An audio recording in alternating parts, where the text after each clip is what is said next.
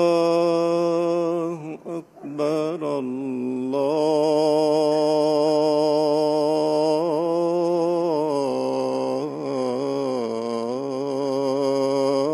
الله أكبر.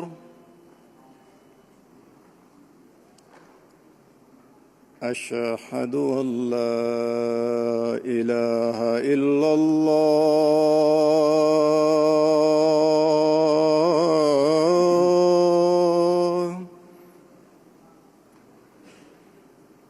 أشهد أن لا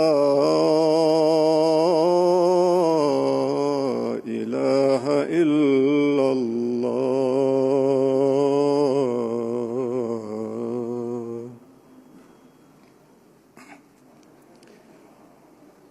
أشهد أن محمدًا رسول الله.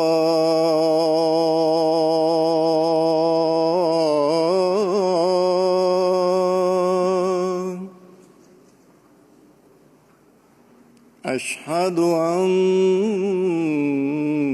محمدًا رسول الله.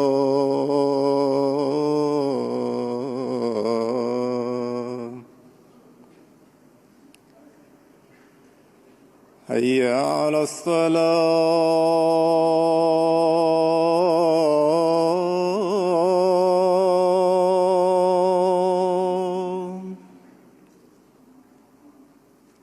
حي على الصلاة.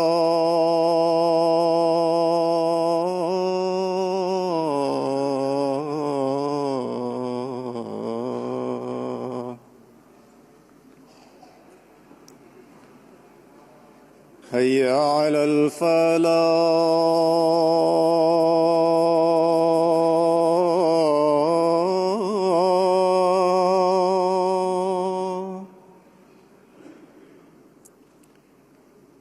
حي على الفلاح.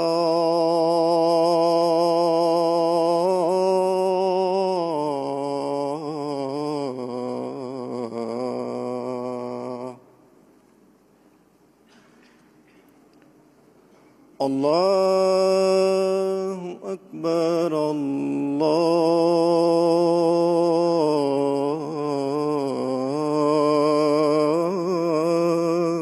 أكبر. لا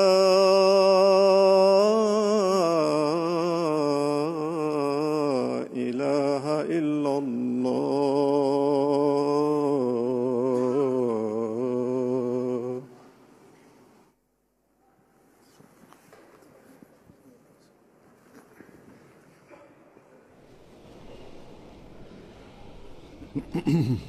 السلام عليكم ورحمة الله.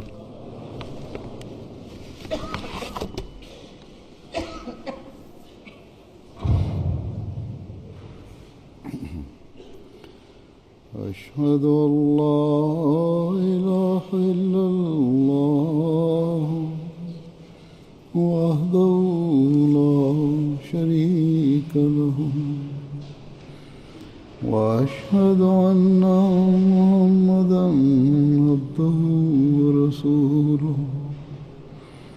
أما بعد فأعوذ بالله من الشيطان الرجيم.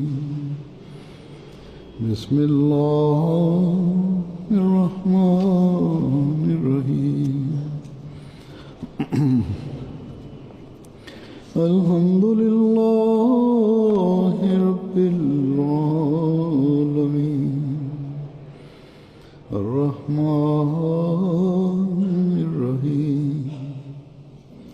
مالك يوم الدين. إياك نعبد وإياك نستعين. اهدنا الصراط المستقيم. صراط الذين أنعمت عليهم غير المغضوب عليهم ولا الضالين. الضالين.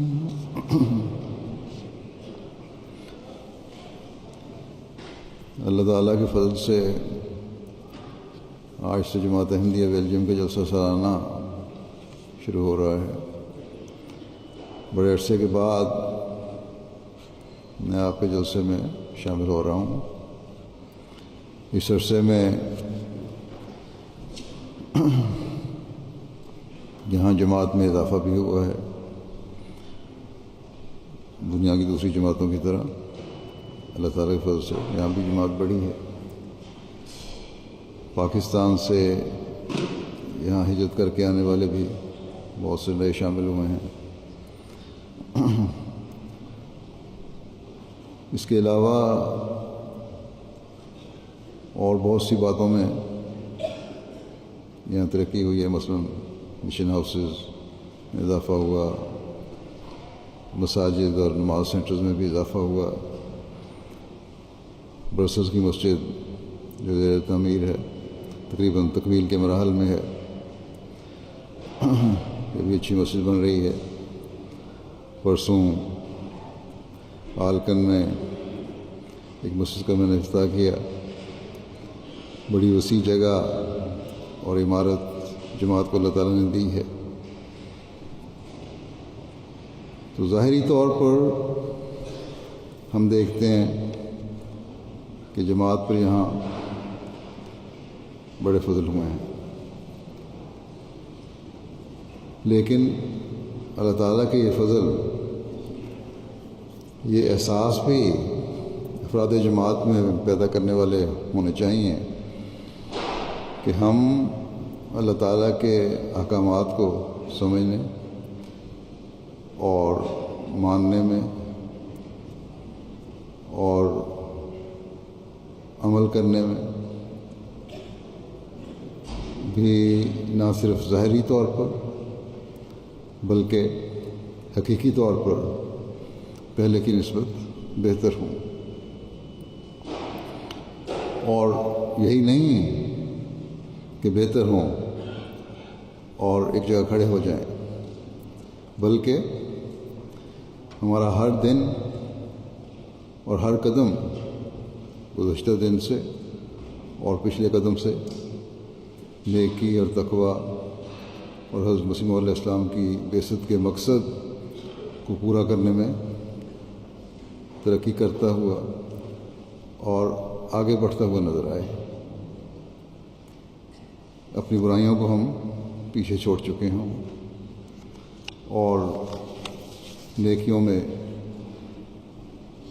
نئی منزلوں کو طے کر رہے ہیں۔ اگر یہ بات افراد جماعت میں نظر آتی ہو تو ہم کہہ سکتے ہیں کہ ہم نے حضرت مسیح علیہ السلام کی بعثت کے مقصد کو حاصل کر لیا یا حاصل کرنے کی کوشش کر رہے ہیں، اور حضرت مسیح علیہ السلام کی بیعت کا حق ادا کرنے کی کوشش کر رہے ہیں۔ بس اس بات کو سمجھتے ہوئے ہر وقت اپنے جائزے لیتے رہنے کی ضرورت ہے، اور خاص طور پر ان ترقی یافتہ اور آزادی کے نام پر دینی پابندیوں اور اللہ تعالیٰ کے احکام سے بھی آزاد ملکوں میں جہاں کوئی پرواہ نہیں ہے کہ دینی احکامات کی پابندی کرنی ہے یا اللہ تعالیٰ کے حکموں کی پابندی کرنی ہے، ان سب سے آزاد ہیں یہ ملک۔ ان ملکوں میں تو خاص طور پر توجہ اور کوشش کی ضرورت ہے، ورنہ دین کے نام پر ان ملکوں میں آ کر پھر اللہ تعالیٰ کی باتوں کو کوئی اہمیت نہ دینا اور دنیا میں پڑ جانا اللہ تعالیٰ کی ناراضگی کا مورد بنا دیتا ہے۔ اکثریت یہاں آنے والوں کی دین کے نام پر آئی، اس وجہ سے آئی کہ آپ کو اپنے ملک میں اپنے دین پر عمل کرنے کی آزادی نہیں تھی۔ بس اس بات کو ہمیشہ یاد رکھنا چاہیے، ورنہ یہ بات یاد رکھیں کہ یہاں آئے اور دین کے نام پر آئے، اللہ تعالیٰ کے نام پر آئے اور پھر اللہ کے حکم پر عمل نہ کیا تو یہ باتیں اللہ تعالیٰ کی ناراضگی کا مورد بنا سکتی ہیں۔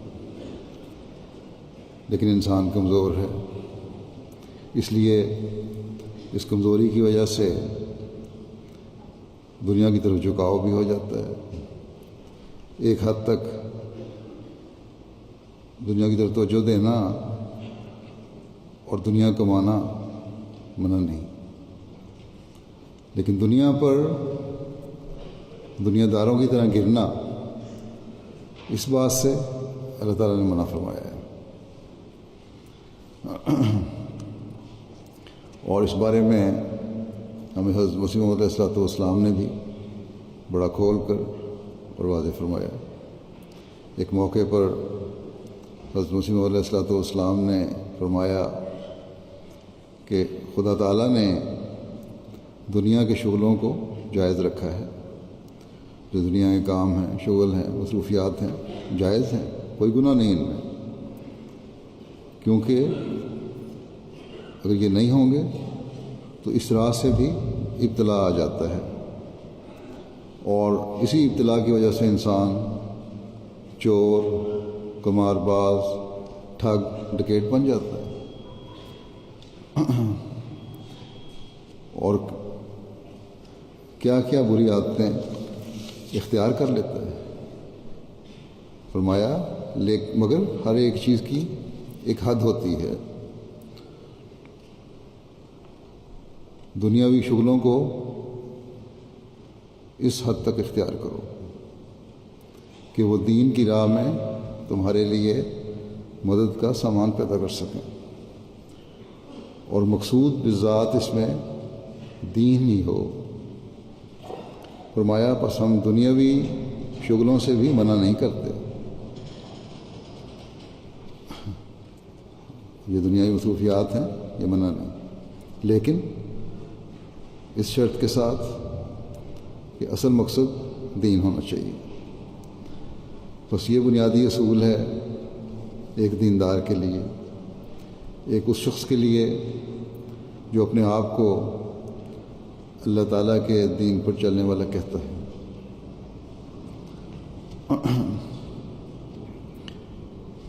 کہ دنیا کماؤ، ضروریات زندگی پورا کرنے کے سامان کرو، اپنے بیوی بچوں کے اخراجات، اپنی گھریلو ذمہ داریاں ادا کرو، یہ تمہارے ذمہ ہیں۔ ان کے لیے دنیاوی کاروبار کرنا، کام کرنا، نوکری کرنا بھی ضروری ہے، لیکن یہ کام، یہ کاروبار، یہ نوکری تمہیں پیسہ کمانے میں اس حد تک منہمک نہ کر دیں، اس میں اس حد تک نہ ڈوب جاؤ کہ پھر دین کی فکر ہی نہ رہے اور تمام فکریں صرف دنیا کے گرد گھومتی رہیں۔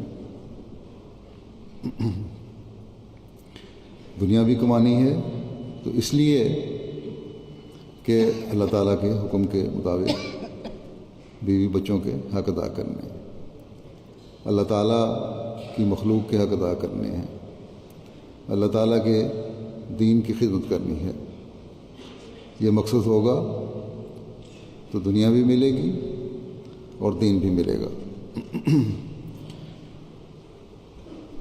آپ نے پھر یہ بھی فرمایا کہ یہ نہ ہو کہ دن رات دنیا کے دھندوں اور بکھیڑوں میں منہمک ہو کر خدا تعالیٰ کا خانہ بھی دنیا سے ہی بھر دو۔ جو اللہ کے حق ہیں، یہ نہ ہو کہ جو اللہ کے وقت دینا ہے وہ بھی دنیا کی مصروفیات میں گزار دو۔ اگر کوئی ایسا فرمایا کہ اگر کوئی ایسا کرتا ہے تو وہ محرومی کے اسباب بہم پہنچاتا ہے اور اس کی زبان پر نرا دعویٰ ہی رہ جاتا ہے۔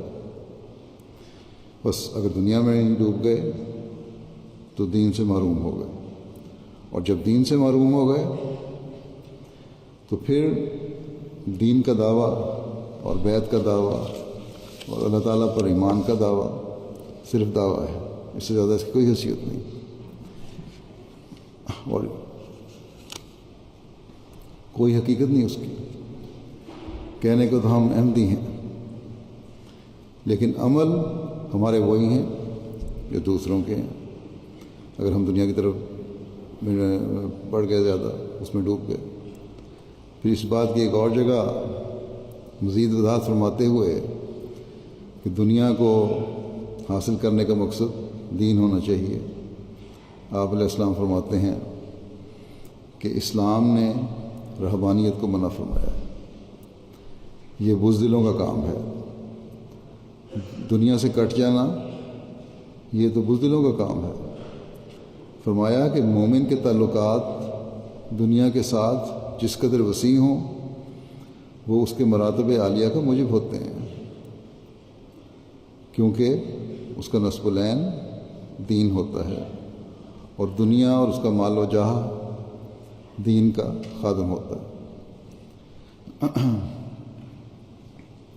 یعنی دنیا بھی، اور دنیا میں جو عزت و مرتبہ اور دولت ملی ہے، وہ سب ایک مومن کو دنیا داری کے اظہار کا ذریعہ نہیں بناتی، بلکہ یہ سب چیزیں دین کے خادم کے طور پر کام کرتی ہیں۔ اس کا مقام و مرتبہ دین کے فائدے کے لیے ہوتا ہے، اور اس کی دولت بھی دین کے فائدے کے لیے ہوتی ہے۔ گویا کہ دنیا کی دولت، آپ نے بیان فرمایا، اس کا مفہوم یہی ہے کہ دولت ایک سواری ہے، ایسی سواری ہے جس پر بیٹھ کر انسان کو دین کی اعلیٰ منزلوں تک پہنچنا ہے، یا وہ زیادہ راہ ہے جو انسان اپنے سفر کی آسانی کے لیے ساتھ لیتا ہے۔ اچھی سواری اور سفر کی سہولت کا سامان انسان اس لیے کرتا ہے تاکہ آسانی سے منزل مقصود تک پہنچ سکے۔ بس اس طرح دنیا کو حاصل کر کے استعمال کرو اور اسے دین کا خادم بناؤ، نہ یہ کہ خود دنیا کے خادم بن کر دین کو بھی چھوڑ دو۔ پھر آپ نے فرمایا کہ اللہ تعالیٰ نے جو یہ دعا تعلیم فرمائی ہے کہ ربنا آتنا فی الدنیا حسنۃ وفی الآخرۃ حسنہ،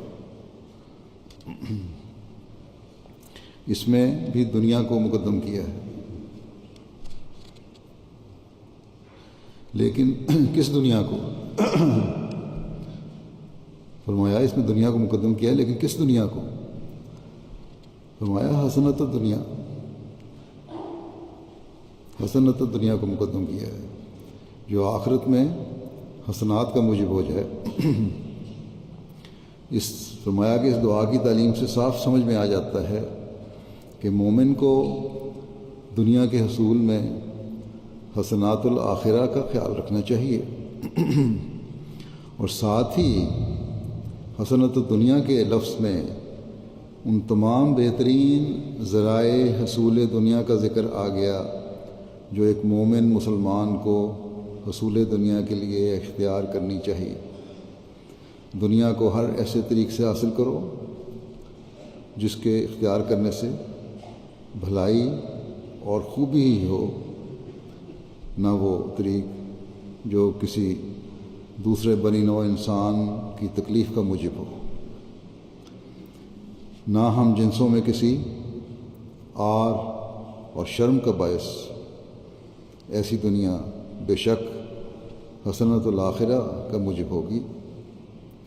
بس ہم میں سے ہر ایک کی یہ کوشش ہونی چاہیے کہ ایسی دنیا کمائے جو آخرت کی حسنات کی بھی موجب ہو، نہ یہ کہ یہاں کی رنگینیوں میں گم ہو کر اپنے مقصد کو بھول جائیں، اور آخرت میں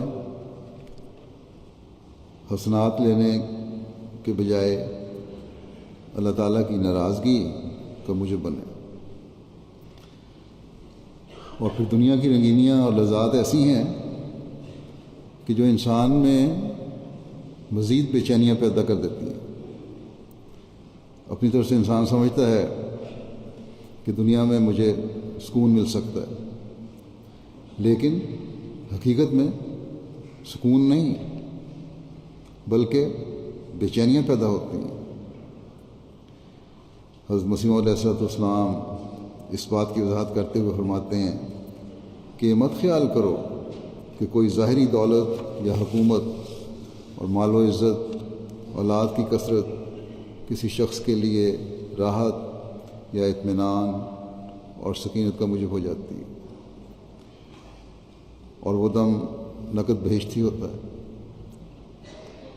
یعنی وہ گویا جنت میں ہے یا اسے جنت مل گئی، یہ سمجھتے ہو تم؟ فرمایا ہرگز نہیں۔ وہ اطمینان اور تسلی اور تسکین جو بہشت کے انعامات میں سے ہے، حقیقت میں جو انعامات اور تسلی اور تسکین جو بہشت کے انعامات میں سے ہے، جسے بہشت مل سکتی ہے، وہ ان باتوں سے نہیں ملتی، وہ خدا میں زندہ رہنے اور مرنے سے مل سکتی ہے، جس کے لیے انبیاء علیہ السلام خصوصاً ابراہیم اور یعقوب علیہ السلام کی یہی وصیت تھی کہ فلا تموتن الا وانتم مسلمون، کہ پس ہرگز نہ مرنا مگر اس حالت میں کہ تم اللہ کے پورے فرمانبردار ہو۔ مطلب یہ کہ تمہیں ہر وقت اللہ تعالیٰ کی فرمانبرداری کی حالت میں رہنا چاہیے۔ موت کا کوئی وقت مقرر نہیں ہے، یہ نہ ہو کہ موت آ جائے اور تم فرمانبرداری سے باہر ہو۔ آپ علیہ السلام فرماتے ہیں کہ لذات دنیا تو ایک قسم کی ناپاک حرص پیدا کر کے طلب اور پیاس کو بڑھا دیتی ہیں۔ استسقاء کے مریض کی طرح پیاس نہیں بجھتی، وہ مریض جس کو بیماری ہو پانی پینے کی پیاس بجھتی نہیں، اس کی پیتا چلا جاتا ہے یہاں تک کہ وہ ہلاک ہو جاتا ہے۔ بس یہ بے جا حسرتوں آرزوؤں کی آگ بھی من جملہ اس جہنم کی آگ کے ہے جو انسان کے دل کو راحت اور قرار نہیں لینے دیتی، بلکہ اس کو ایک تذبذب اور اضطراب میں غلطاں و پیچاں رکھتی ہیں۔ اس لیے میرے دوستوں کی نظر سے فرمایا کہ اس لیے میرے دوستوں کی نظر سے یہ امر ہرگز پوشیدہ نہ رہے کہ انسان مال و دولت یا زان و فرزند کی محبت کے جوش اور نشے میں ایسا دیوانہ اور از خود رفتہ نہ ہو جاوے کہ اس میں اور خدا تعالیٰ میں ایک حجاب پیدا ہو جاوے۔ یعنی اگر دنیا اور اس کی چیزوں میں ضرورت سے زیادہ محو ہو گئے اور ڈوب گئے تو پھر ایسی حالت پیدا ہو جاتی ہے کہ اللہ تعالیٰ اور خدا میں ایک حجاب پیدا ہو جاتا ہے، ایک روک کھڑی ہو جاتی ہے، پردے بیچ میں آ جاتے ہیں، نہ بندہ خدا کی طرف بڑھتا ہے اور نہ خدا بندے کی طرف آتا ہے۔ اللہ تعالیٰ نے تو یہ فرمایا ہے کہ بندہ پہلے میری طرف آنے کی کوشش کرے گا تو میں اس کی طرف آؤں گا، جیسا کہ حدیث میں بھی آیا ہے کہ بندہ ایک قدم آئے گا تو میں 2 قدم آؤں گا، وہ چل کر آئے گا تو میں دوڑ کر آؤں گا۔ بس اگر اس حجاب اور روک کو دور کرنا ہے تو دنیا کو دین کا غلام بنا کر ہی دور کیا جا سکتا ہے۔ آپ نے مزید فرمایا کہ مال اور اولاد اس لیے تو فتنہ کہلاتی ہے کہ وہ بندے اور خدا میں ایک روک پیدا کر دیتی ہے۔ آپ فرماتے ہیں ان سے، یعنی مال اور اولاد سے بھی انسان کے لیے ایک دوزخ اختیار ہوتا ہے، اور جب وہ ان سے الگ کیا جاتا ہے سخت بے چین اور گھبراہٹ ظاہر کرتا ہے۔ آپ فرماتے ہیں 2 چیزوں کے باہم تعلق اور رگڑ سے حرارت پیدا ہوتی ہے، ہاتھوں کو بھی رگڑو تو اس سے بھی حرارت پیدا ہوتی ہے، پتھروں کو رگڑو اس سے گرمی پیدا ہوتی ہے۔ اسی طرح پر انسان کی محبت اور دنیا کی محبت کی رگڑ سے جو حرارت پیدا ہوتی ہے اس سے الہی محبت جل جاتی ہے، اللہ تعالیٰ کی محبت پھر ختم ہو جاتی ہے۔ جب انسان کی محبت اور دنیا کی محبت جب آپس میں رگڑیں تو پھر کیا نتیجہ نکلے گا کہ اللہ تعالیٰ کی محبت ختم ہو جائے گی، وہ جل جائے گی، اور فرمایا کہ دل تاریک ہو کر خدا سے دور ہو جاتا ہے اور ہر قسم کی بیکاری کا شکار ہو جاتا ہے۔ لیکن جب دنیا کی چیزوں سے جو تعلق ہو وہ خدا میں ہو کر ایک تعلق ہو، دنیا کی چیزوں کا جو تعلق ہے وہ خدا میں ہو کر ہو، خدا نہ بھولے اس وقت، تو پھر کیا ہوگا؟ اور ان کی محبت خدا کی محبت میں ہو کر ہو۔ دنیا کی چیزوں کی محبت بھی اس لیے ہو کہ اللہ تعالیٰ نے ایک حد تک ان سے محبت کرنا جائز قرار دیا ہے۔ خدا کی محبت سے ہو کر ہوگی تو فرمایا کہ اس وقت باہمی رگڑ سے غیر اللہ کی محبت جل جاتی ہے، پھر جو اللہ کے غیر ہیں ان کی محبت ختم ہو جائے گی جب وہ رگڑ پیدا ہوگی، اور اس کی جگہ ایک روشنی اور نور بھر جاتا ہے۔ پھر خدا کی رضا، اس کی رضا اور اس کی رضا خدا کی رضا کا منشا ہو جاتا ہے۔ پھر بندہ اس بات پر راضی ہو جاتا ہے اور وہی چاہتا ہے جو خدا تعالیٰ چاہتا ہے۔ آپ فرماتے ہیں کہ برخلاف اس کے جو کچھ حالت انسان کی ہے وہ جہنم ہے، گویا خدا تعالیٰ کے سوا زندگی بسر کرنا یہ بھی جہنم ہے۔ آپ فرماتے ہیں کہ خدا تعالیٰ تم سے یہ چاہتا ہے کہ تم پورے مسلمان بنو۔ مسلمان کا لفظ ہی دلالت کرتا ہے کہ انقطاع کل ہو، یعنی مکمل طور پر خدا کی طرف جھکو۔ یہ نہیں کہ ابھی خدا تعالیٰ کی طرف جھک گئے اور جب دنیا کے فائدے دیکھے تو دنیا کی طرف جھک گئے، خدا بھول گیا۔ آپ فرماتے ہیں کہ اللہ تعالیٰ نے مسلمان کو مسلمان پیدا کر کے لا انتہا فضل کیے ہیں، بشرطے کہ وہ غور کرے اور سمجھے۔ جیسا کہ میں نے کہا تھا کہ انسان کمزور ہے، بعض دفعہ دنیا کی دلچسپیاں اسے اپنی طرف کھینچنے کی کوشش کرتی ہیں، انسان دنیا کی طرف زیادہ جھک جاتا ہے اور اللہ تعالیٰ اور اس کے دین کی طرف سے غافل ہو جاتا ہے، یا بعض عملوں میں کمزوریاں پیدا ہو جاتی ہیں۔ اللہ تعالیٰ کے تمام احکام کو انسان پوری طرح سامنے نہیں رکھتا، حق ادا نہیں کرتا، بیوی کے حق ادا نہیں کیے، بچوں کے حق ادا نہیں کیے، عائلی مسائل پیدا کر دیے، گھروں میں لڑائیاں ہیں، یا اپنے کاروبار میں ایمانداری سے کام نہیں کیا، یہ اور بہت ساری باتیں ہیں۔ اس لیے اللہ تعالیٰ نے یا نمازیں چھوڑ دیں کاروبار کی وجہ سے، تو اللہ تعالیٰ نے انسان کو اس کمزوری سے نکالنے کے لیے بھی انسان فرمایا ہوا ہے۔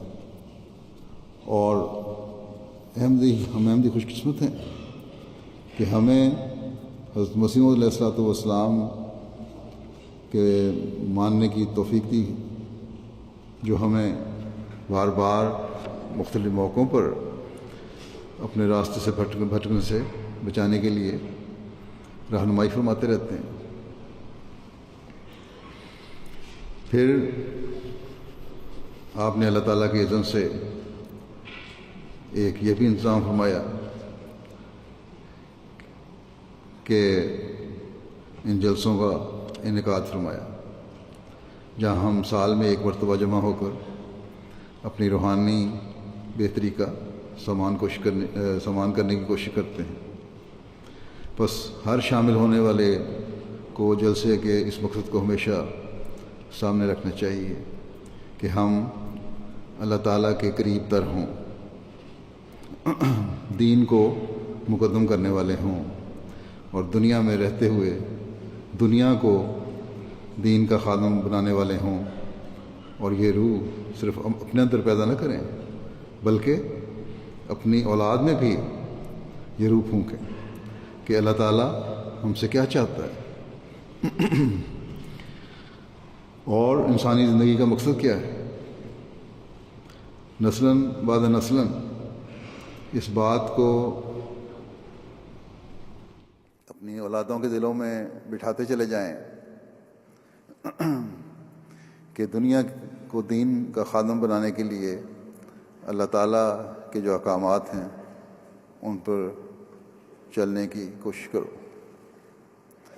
اور اس آخری زمانے میں ہماری اصلاح کے لیے اور ہم پر فضل فرماتے ہوئے اللہ تعالیٰ نے جو مسیح موعود اور مہدی موعود کو بھیجا ہے، اس کی بیعت میں آ کر اس کی باتوں پر عمل کرنے والے بنے رہیں ہمیشہ، کہ اسی میں ہماری بقا ہے، اسی میں ہماری نسلوں کی بقا ہے۔ حضرت اقدس مسیح موعود علیہ الصلوۃ والسلام فرماتے ہیں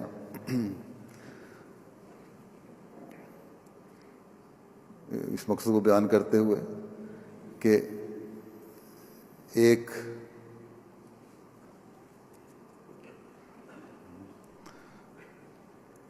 فرماتے ہیں کہ تمام مخلصین داخلین سلسلہ بیعت اس عاجز پر ظاہر ہو کہ بیعت کرنے سے غرض یہ ہے کہ دنیا کی محبت ٹھنڈی ہو اور اپنے مولا کریم اور رسول مقبول صلی اللہ علیہ وسلم کی محبت دلوں پر غالب آ جائے اور ایسی حالت انکتاب پیدا ہو جائے جس سے سفر آخرت مکروہ معلوم نہ ہو۔ بس جب تک اللہ تعالیٰ اور اس کے رسول سے کامل محبت نہ ہو، نہ ہی دنیا کی محبت میں کمی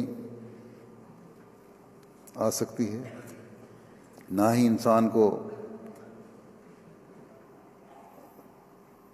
مرتے وقت دلی سکون مل سکتا ہے، اور نہ ہی مرتے وقت کی بے چینی دور ہو سکتی ہے۔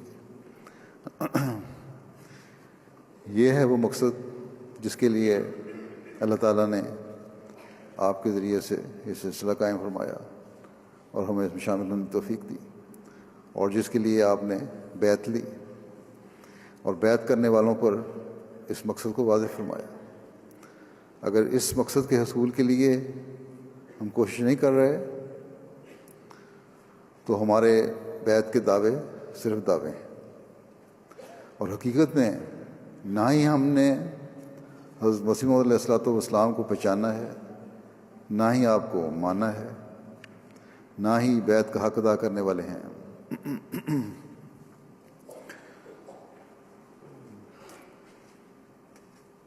ایک جلسے پر شروع میں جب جلسوں کا آغاز ہوا، حضرت مسیح موعود علیہ الصلوۃ والسلام کو جب یہ پتہ چلا کہ جلسے کے مقصد کو لوگ پورا نہیں کر رہے تو آپ نے بڑی سخت ناراضگی کا اظہار فرمایا، اور اظہار فرد کرتے ہوئے فرمایا کہ اس سال میں جلسے کا انعقاد نہیں کروں گا، اور اس سال جلسہ منعقد نہیں ہوا۔ اور اس کے ملتوی کرنے کا جو اعلان آپ نے فرمایا وہ ایسا ہے کہ ہر مخلص کو آج بھی بے چین کرنے والا ہے، اور بے چین کرنے والا ہونا چاہیے۔ آپ نے فرمایا کہ اس جلسے سے مدعا اور مطلب یہ تھا کہ ہماری جماعت کے لوگ کسی طرح بار بار کی ملاقاتوں سے ایک ایسی تبدیلی اپنے اندر حاصل کر لیں کہ ان کے دل آخرت کی طرف بکلی جھک جائیں، اور ان کے اندر خدا تعالیٰ کا خوف پیدا ہو، اور وہ زہد اور تقوی اور خدا ترسی اور پرہیزگاری اور نرم دلی اور باہم محبت اور مواخات میں دوسروں کے لیے ایک نمونہ بن جائیں، اور انکسار اور تواضع اور راست بازی ان میں پیدا ہو اور دینی مہمات کے لیے سرگرمی اختیار کریں۔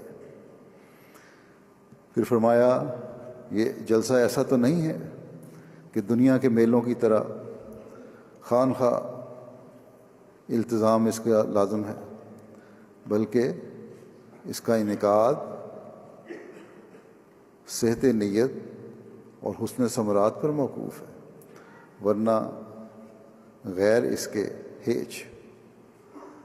اگر نیت صحیح نہیں اور اچھے پھل نہیں حاصل ہو رہے، وہ مقصد حاصل نہیں ہو رہا جس کے لیے جلسہ منعقد کیا گیا تھا، تو پھر بالکل ہیچ ہے، کوئی فائدہ نہیں اس کا۔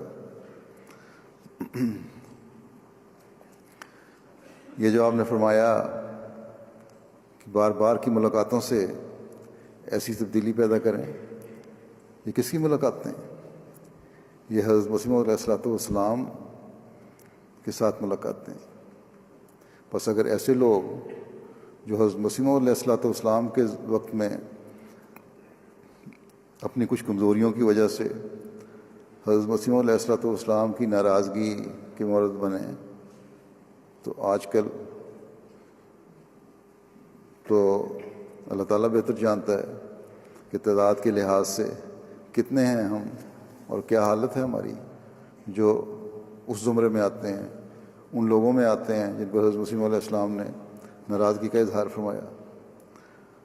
بس اس لحاظ سے ہر ایک کو اپنے جائزے لینے چاہیے کہ اگر وہ معیار نہیں جو حضرت مسیح علیہ السلام چاہتے ہیں، تو پھر جلسے میں شامل ہونے کے حقدار بھی ہم نہیں ہیں، یا یہ دیکھیں ہم حقدار ہیں بھی کہ نہیں،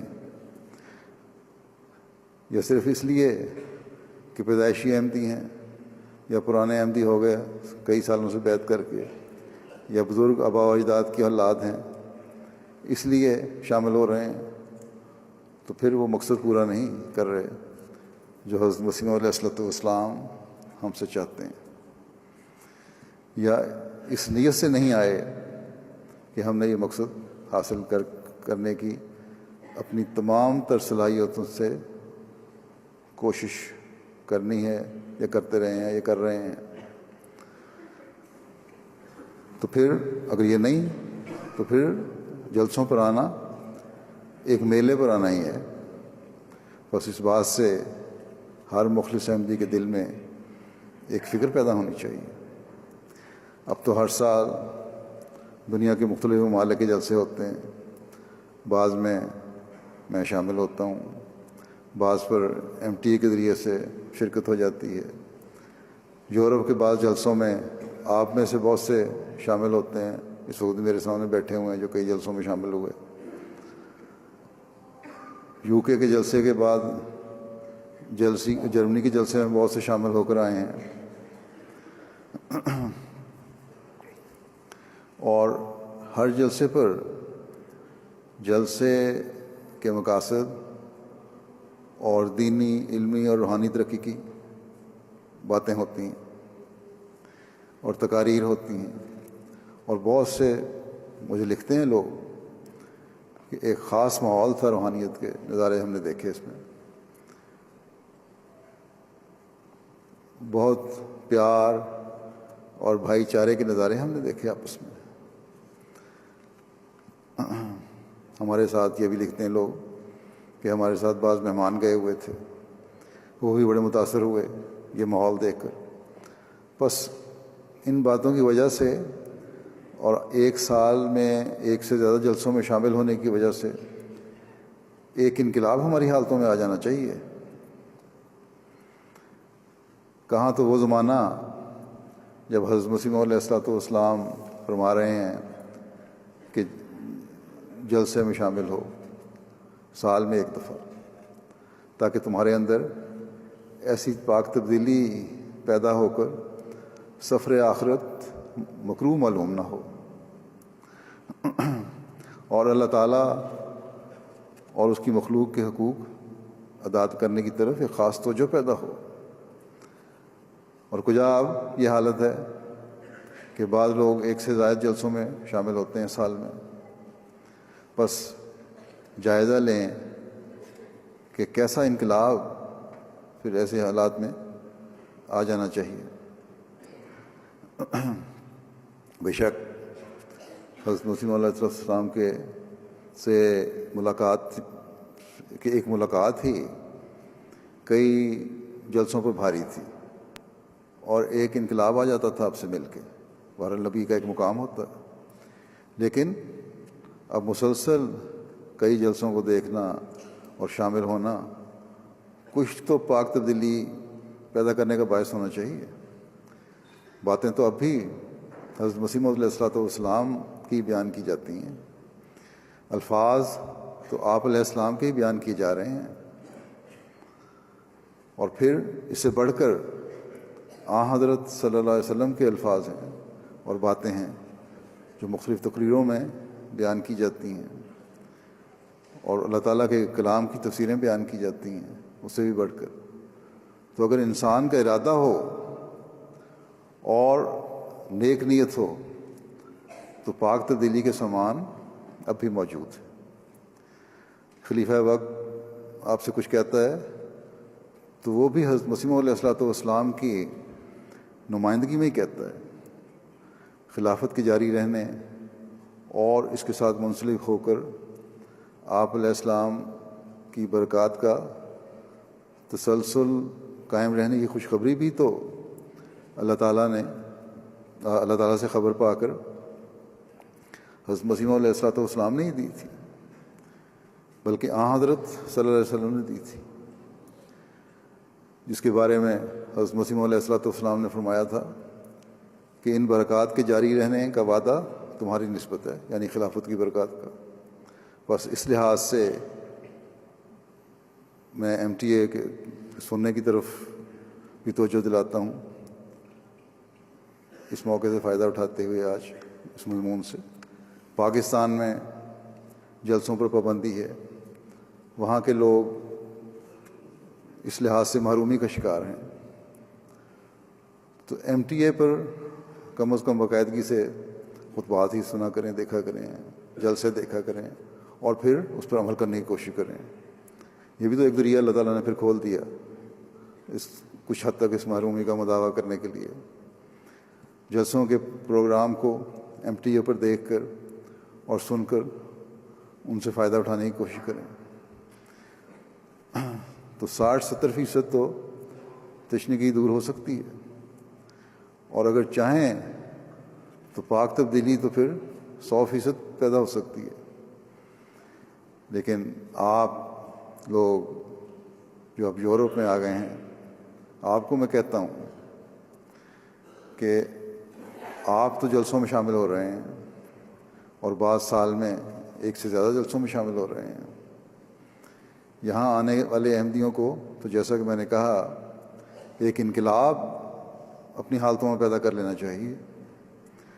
یہ ٹریننگ کیمپ جو اللہ تعالیٰ نے میسر فرمایا ہے، اس میں آنے کا فائدہ تو تبھی ہے جب حضرت مسیح علیہ السلام کی خواہشات کے مطابق دنیا کو اپنا خادم بنا کر ایک پاک تبدیلی کے پیدا کرنے والے بنے۔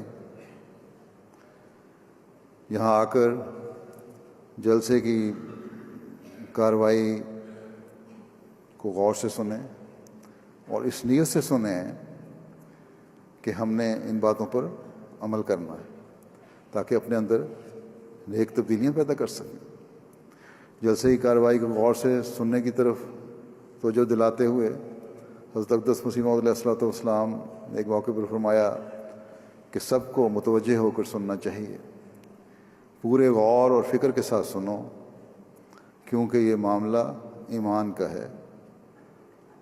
فکرہ جو نے فرمایا یہ معاملہ ایمان کا ہے، یہ معمولی بات نہیں ہے، معمولی فکرہ نہیں، غور کرنے والا فکرہ ہے، کیونکہ یہ معاملہ ایمان کا ہے، اس میں سستی اور غفلت اور عدم توجہ بہت برے نتائج پیدا کرتی ہے۔ جو لوگ فرماتے ہیں کہ جو لوگ ایمان میں غفلت سے کام لیتے ہیں اور جب ان کو مخاطب کر کے کچھ بیان کیا جائے تو غور سے اس کو نہیں سنتے، ان کو بولنے والے کے بیان سے وہ خواہ وہ کیسا ہی اعلیٰ درجے کا مفید اور مؤثر کیوں نہ ہو، کچھ بھی فائدہ نہیں پہنچتا، کچھ بھی فائدہ نہیں ہوتا۔ ایسے ہی لوگ ہوتے ہیں جن کی بابت کہا جاتا ہے کہ وہ کان رکھتے ہیں مگر سنتے نہیں، اور دل رکھتے ہیں پر سمجھتے نہیں۔ بس یاد رکھو کہ جو کچھ بیان کیا جاوے اسے توجہ اور بڑے غور سے سنو، کیونکہ جو توجہ سے نہیں سنتا وہ خواہ عرصہ دراز تک فائدہ رساں وجود کی صحبت میں رہے، اسے کچھ بھی فائدہ نہیں پہنچ سکتا۔ بس آپ نے یہ ان لوگوں کو تنبیہ فرمائی جو جلسہ میں رہتے ہوئے، جلسہ میں شامل ہونے کے باوجود جلسے سے فائدہ نہیں اٹھاتے۔ نعرہ تکبیر تو بڑے زور سے لگاتے ہیں، بڑا بلند کرتے ہیں، لیکن اللہ تعالیٰ کی بڑائی کا یہ اعلان اور نعرہ چند لمحوں کے بعد ہی دل و دماغ سے غائب ہو جاتا ہے۔ بس ہر ایک اپنا جائزہ لے کہ کہیں ہم حضرت مسیح موعود کے علیہ الصلوۃ والسلام کے ارشاد کے مطابق ان لوگوں میں تو شامل نہیں جن کو جلسہ کوئی فائدہ نہیں دے رہا۔ بس جب یہاں جلسے میں شامل ہونے کے لیے آئے ہیں تو ہر شامل ہونے والا جلسے کی تمام کارروائی میں شامل ہو، صبر اور تحمل سے بیٹھے اور تمام تقاریر سنیں، اور جو باتیں بیان ہوئی ہوں ان سے علمی اور عملی فائدہ حاصل کرے۔ حضرت مسیح موعود علیہ الصلوۃ والسلام تقاریر سننے کی طرف توجہ دلاتے ہوئے فرماتے ہیں کہ سب صاحبان متوجہ ہو کر سنیں، میں اپنی جماعت اور خود اپنی ذات اور اپنے نفس کے لیے یہی چاہتا اور پسند کرتا ہوں کہ ظاہری قیل و قال جو لیکچروں میں ہوتی ہے اس کو ہی پسند نہ کیا جاوے، اور ساری غرض و غایت آ کر اسی پر نہ ٹھہر جائے کہ جو بولنے والا ٹھہر جائے کہ بولنے والا کیسی جادو بھری تقریر کر رہا ہے، الفاظ میں کیسا زور ہے۔ میں اس بات پر راضی نہیں ہوتا۔ صرف مقرر کی جو تقریر ہے لسانی ہے اس پہ میں راضی نہیں ہوتا۔ میں تو یہی پسند کرتا ہوں، اور نہ بناوٹ اور تکلف سے۔ فرمایا کہ میں تو یہی پسند کرتا ہوں اور نہ بناوٹ اور تکلف سے، بلکہ میری طبیعت اور طبیعت کا یہی اقتضا ہے، یہی میری طبیعت چاہتی ہے کہ جو کام ہو اللہ تعالیٰ کے لیے ہو، جو بات ہو خدا کے واسطے ہو۔ مسلمانوں میں ادبار اور زوال آنے کی یہ بڑی وجہ ہے، ورنہ اس قدر کانفرنسیں اور انجمنیں اور مجلسیں ہوتی ہیں، اور وہاں بڑے بڑے لسان اور لیکچرر اپنے لیکچر پڑھتے ہیں اور تقریریں کرتے ہیں، شاعر قوم کی حالت پر نوحہ خوانیاں کرتے ہیں۔ وہ بات کیا ہے کہ اس کا کچھ اثر بھی نہیں ہوتا۔ قوم دن بدن ترقی کے بجائے تنزل ہی کی طرف جاتی ہے۔ فرمایا کہ بات یہی ہے کہ ان مجلسوں میں آنے جانے والے اخلاص لے کر نہیں جاتے، اخلاص نہیں ہے، صرف ظاہری باتیں ہیں، مقرر ان کی تقریروں کی لسانیاں ہیں اور سننے والے صرف حظ اٹھا رہے ہیں، اخلاص نہیں ہے ان میں۔ بس یہ ہے آپ کی طبی پسند، یہ ہے آپ کی خواہش اپنے ماننے والوں کے لیے کہ وقتی طور پر تقریروں کے اور مقرر کے جوش سے کوئی متاثر نہ ہو، بلکہ نفس مضمون کو سمجھ کر اپنی زندگیوں کا حصہ بنائیں۔ اگر صرف تقریروں کے سننے اور جلسہ گاہ سے باہر آ کر اس کو بھلا دینا ہے تو یہ ترقی نہیں بلکہ تنزل کی طرف لے جانے والی باتیں ہیں۔ اور مسلمانوں کی آج کل جو ذلت و تنزل کی حالت ہے وہ اس لیے ہے کہ بڑے بڑے مقررین کی تقریریں تو سن لیتے ہیں مگر عمل نہیں کرتے۔ عمل بالکل نہ ہونے کے برابر ہے، بلکہ ہے ہی نہیں۔ اور جس قوم میں عمل نہ ہو وہ کبھی ترقی نہیں کر سکتی۔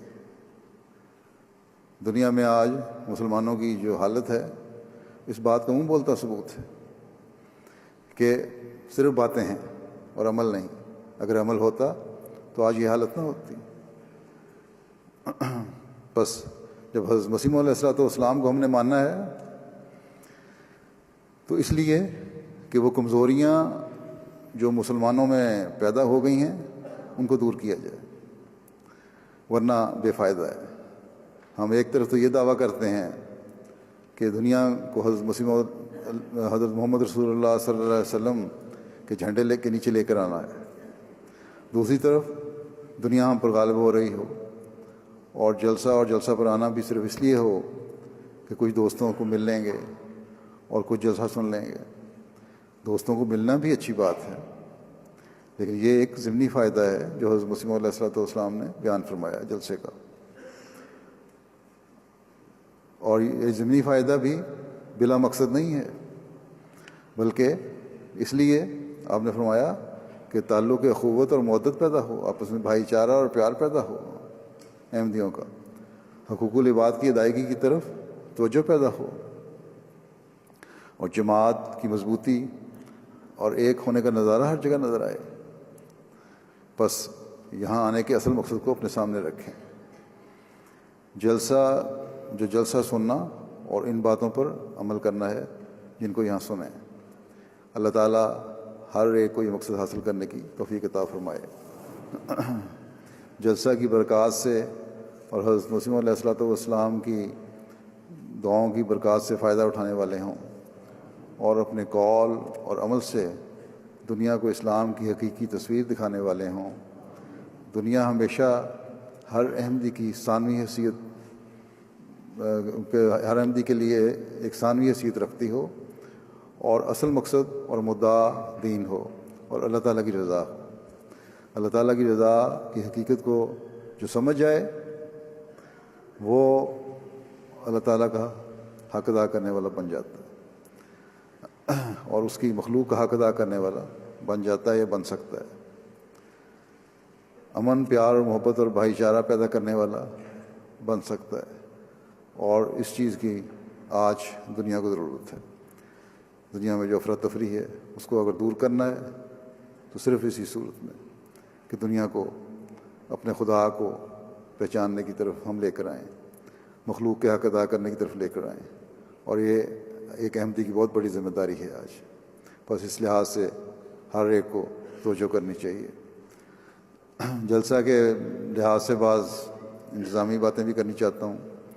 سب سے پہلے تو یہ جگہ جلسے کی لی گئی ہے اس کے ماحول میں خیال رکھیں، نہ انتظامیہ کو تکلیف ہو، نہ باہر نکلتے ہوئے سڑکوں پر ہمسایوں کو تکلیف ہو۔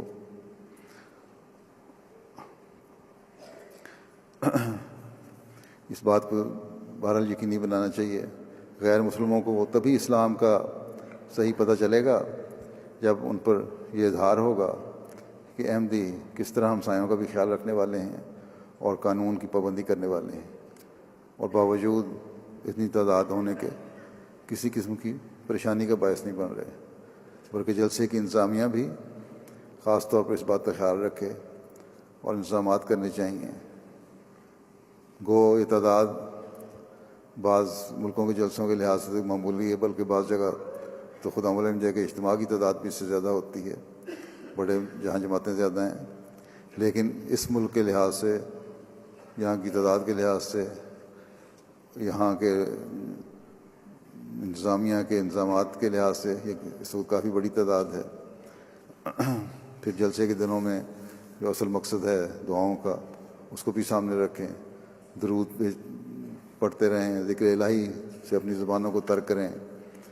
نمازوں کے اوقات میں بھی جہاں اگر نمازیں ہو رہی ہیں یا مشن ہاؤس میں نمازیں ہو رہی ہیں وقت پر آئیں، اور مشن ہاؤس میں خاص طور پر نوٹ کیا 2 دن سے نوٹ کر رہا ہوں کہ لوگ لیٹ آتے ہیں اور پھر جلدی جلدی چل کے جب آتے ہیں تو لکڑی کے فرش کی وجہ سے شور پیدا ہوتا ہے، آواز پیدا ہوتی ہے، تو پہلے آ کر بیٹھا کریں تاکہ لوگوں کی دوسروں کی نمازیں ڈسٹرب نہ ہوں۔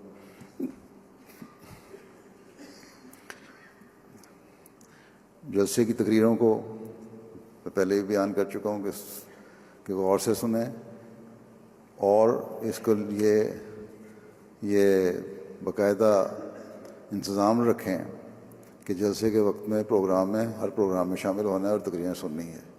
اسی طرح پھر آپ اپنے بچوں کی اور اگلی نسلوں کی تربیت کر سکتے ہیں، ان میں احساس پیدا کر سکتے ہیں کہ جلسے کی کیا اہمیت ہے اور ہم نے جلسے کی تقریروں کو سننا ہے. بس اس لحاظ سے بھی خاص خیال رکھیں. آپس میں بھی جلسوں میں بدمزگیاں پیدا ہو جاتی ہیں، کچھ پرانی رنجشیں لوگوں کی چل رہی ہوتی ہیں، جب اکٹھے ہوتے ہیں تو وہ اوپر کے سامنے آ جاتی ہیں. اس لیے اس ماحول کو اس لحاظ سے بالکل پاک صاف رکھیں. کوئی ایسی بات نہ ہو جو کسی طرح بھی ایک دوسرے کے لیے دل آزاری کا باعث بنے اور پھر لوگوں کو بھی غلط تاثر اس کی وجہ سے قائم ہو. مجھے نہیں پتا کہ انتظامیہ نے تعداد کو مد نظر رکھتے ہوئے کھانے وغیرہ کا انتظام کیا ہے کہ نہیں، بہرحال کیا ہوگا. اگر اس میں کوئی کمی بیشی بھی ہو جائے تو صبر کا نمونہ دکھائیں. انشاءاللہ تعالیٰ انتظامات ہو جائیں گے. تھوڑا سا وقت بھی دیں انتظامیہ کو. ان کے لیے تو یہ میرا خیال ہے کافی سالوں کے بعد پہلا موقع ہے کہ اتنی بڑی تعداد میں لوگوں کو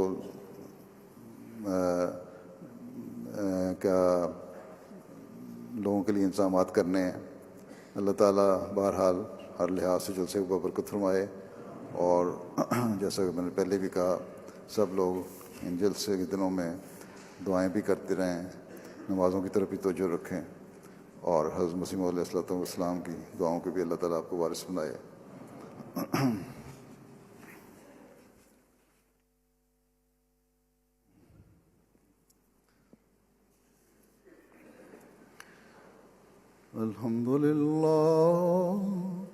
الحمد لله نحمده ونستعينه ونستغفره ونؤمن به ونتوكل عليه ونعوذ بالله من شرور أنفسنا ومن سيئات أعمالنا. من يهده الله فلا مضل له ومن يضلل فلا هادي له. ونشهد أن لا إله إلا الله ونشهد أن محمدا عبده ورسوله. عباد الله رحمكم الله، إن الله يأمر بالعدل والإحسان وإيتاء ذي القربى وينهى عن الفحشاء والمنكر والبغي يعظكم لعلكم تذكرون. اذكروا الله يذكركم وادعوه يستجب لكم ولذكر الله أكبر.